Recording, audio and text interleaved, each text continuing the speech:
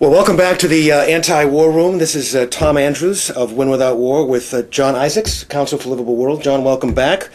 It is Halloween 2007, just a couple of days after the Boston Red Sox won the World Series championship, celebrated yesterday in Boston. So there's lots to talk about outside of Iraq, but there's also some things to talk about with regard to Iraq and Iran today, John. Very important things to talk about. First of all, let's talk about the Congress, what's going on with respect to funding of the Iraq War. There's been, of course, we talked about the last time we met, that the leadership of the Democrats said that this supplemental appropriation would be pushed off to sometime next year, that the money was not needed until next year.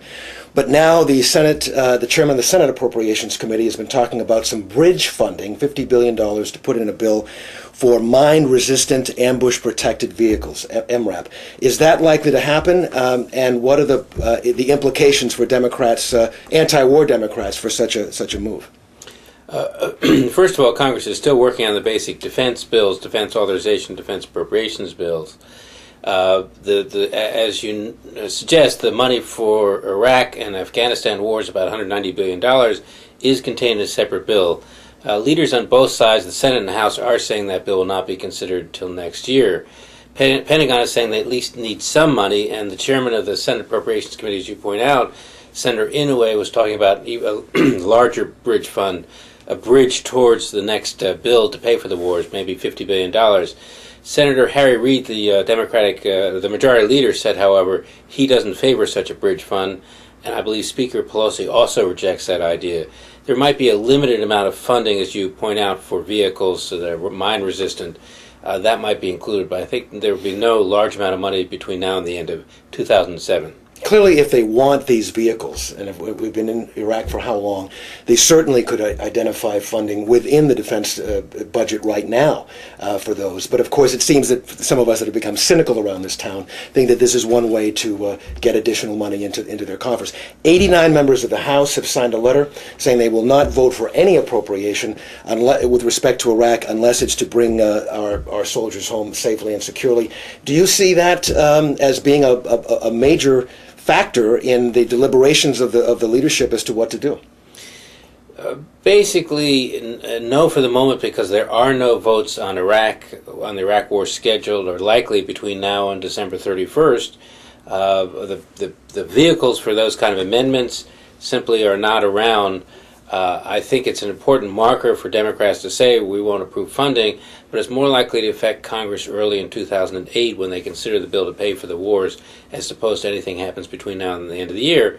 It does mean, however, when the supplemental appropriations bill comes up in the House and Senate, again likely 2008, that Republican votes will be required to pass it with some Democratic votes. So it will be important when we get into the next year, the calendar year. And between now and then, I think one of the things that we could all do is take a look at who is among those signers of the 89 and who are not. And if you look at our website, we're going to put up on the website the list of everyone who has signed that letter, the letter itself, as well as, give you a chance to take a look at who's not on that letter. And one of the things we might do between now and then is to talk to members of Congress who haven't signed, encourage them to sign, because the more signatures on that letter going into next year, the greater the pressure is going to be to do what the letter says, and therefore not continue supporting funding of the Iraq War. We also have an Attorney General we talked about 2 weeks ago. John, and here we are in our Win Without War office, so excuse us for the interruption. The Attorney General nominee, Mukasey, when he was asked 2 weeks ago whether waterboarding was torture, said he didn't know what waterboarding was.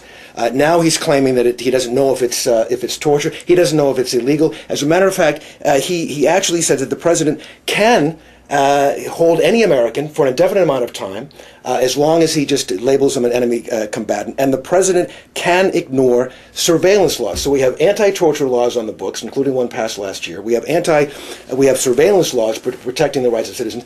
And according to this AG nominee, the president can ignore all of them. Does this nomination is it in trouble?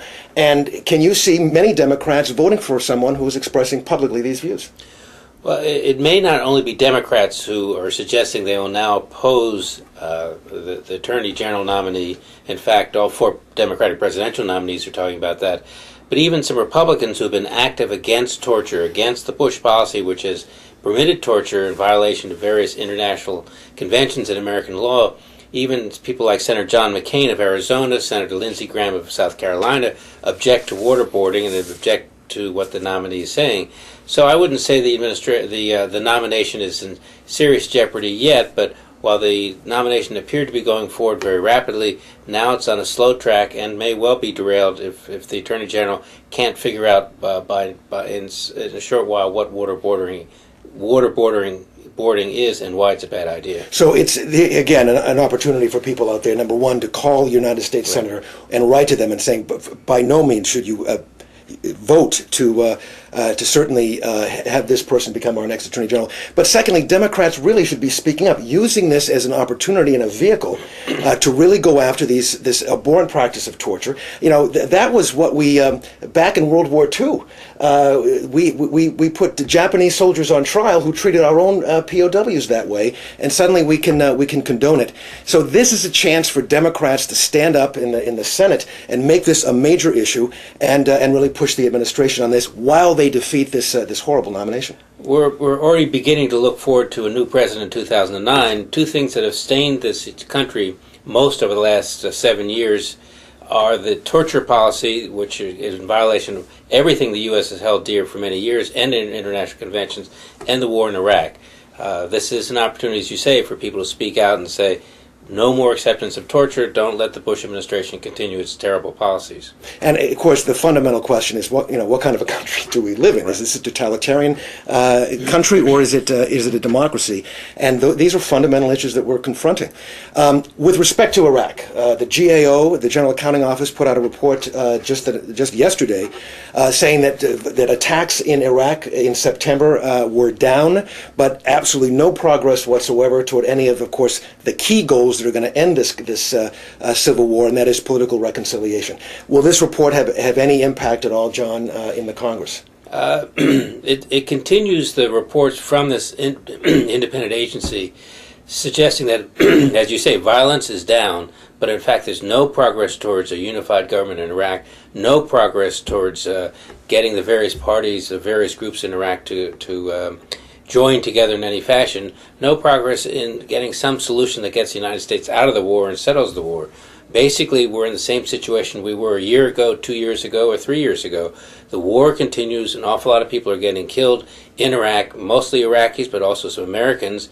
And while there's some progress on a few indicators, largely, by and large, the war continues, and there's no real change for the last several months or years. So the key for us really is to look at this report coming out and just keep our eye on the ball. It's not about the overall number of attacks in Iraq. It's whether progress is being made in the key areas where you have to make progress to end the civil war, and they're going in the wrong direction. Iran, John, we talked about this again when we met last. Since we talked, because we talked about how the eerie similarity between the build-up to the Iraq invasion and now we're hearing from Iran. Since then, we've had all the Republican presidential candidates teeing off on Iran and how we have to get tough with Iran. The vice president made a very provocative speech, and then the president, in a news conference last week, makes reference to World War III if Iran was actually able to get the knowledge of producing a bomb. What's going on? Do you see this as one more ominous sign in a very dangerous direction? And what, pray tell, might the Democrats do in the Congress? This all reminds a lot of us of the run-up to the Iraq War in 2002. Provocative statements by the president and vice president. We're not interested in war, they say, except that's what they really are after, or they'd be glad to accept Iranian surrender. Some Democrats are beginning to stir in trying to rouse opposition to an attack, and especially Senator Jim Webb of Virginia circulating a letter that as of today had about 15 senators on it saying this is a bad idea. Let's focus on diplomacy. That's where I think we should focus. Okay, we'll have that letter on the website. Again, call your senators to get them on that letter. For John Isaacs, I'm Tom Andrews. Thanks for joining us.